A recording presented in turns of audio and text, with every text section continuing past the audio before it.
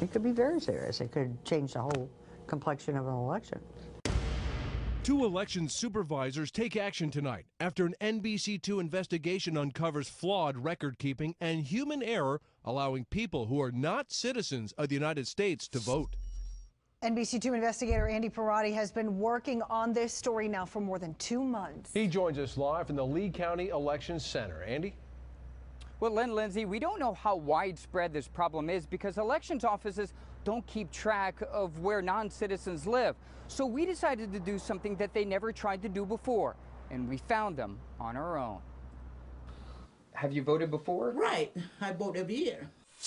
Hanako Danette is not a U.S. citizen, yet the Cape Coral resident is registered to vote. Do you know that you're not supposed to vote if you're not a U.S. citizen? NBC2 found Danette after reviewing her jury excusal form. She told the clerk of court she couldn't serve because she wasn't a U.S. citizen.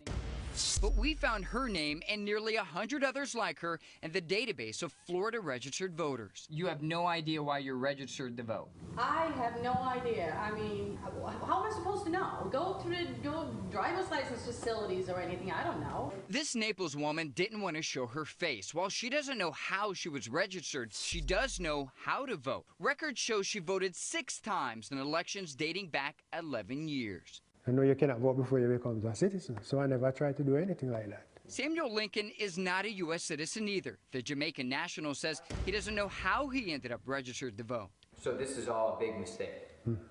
So that's their mistake, that's not mine. But we obtained a copy of his 2007 voter registration application. It's clearly marked U.S. citizen. And that is under oath, that document. They're attesting that it is in fact true. And by falsifying it, it's a 3rd-degree felony. County supervisors of elections tell me they have no way to verify citizenship.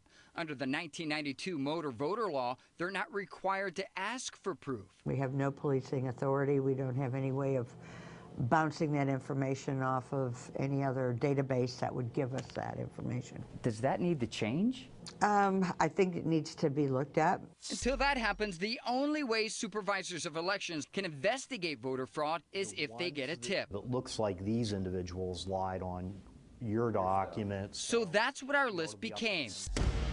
After showing them nearly 100 names we compiled, both elections offices sent letters to each voter asking them to verify citizenship. It could be very serious. It could change the whole complexion of an election. It's important to note that we don't know whether they were here legally or not, only that they're not U.S. citizens. It takes 30 days. They have 30 days to respond to those letters to verify their citizenship. If they don't, they'll be taken off the voter rolls. Back to you. Andy, quick question for you. We know in Florida all too well that it can only take one vote and that can make a difference. But are the supervisors changing their policies to make sure that the people who are not allowed to vote, that they don't vote? Based on our investigation, both elections offices plan to request jury excusal forms from clerk of courts every single time they get one that says not U.S. citizen. They'll basically do what we did. They'll take those names and they'll compare those names with people registered to vote in Florida. Live in Fort Myers, Andy Parati, NBC2.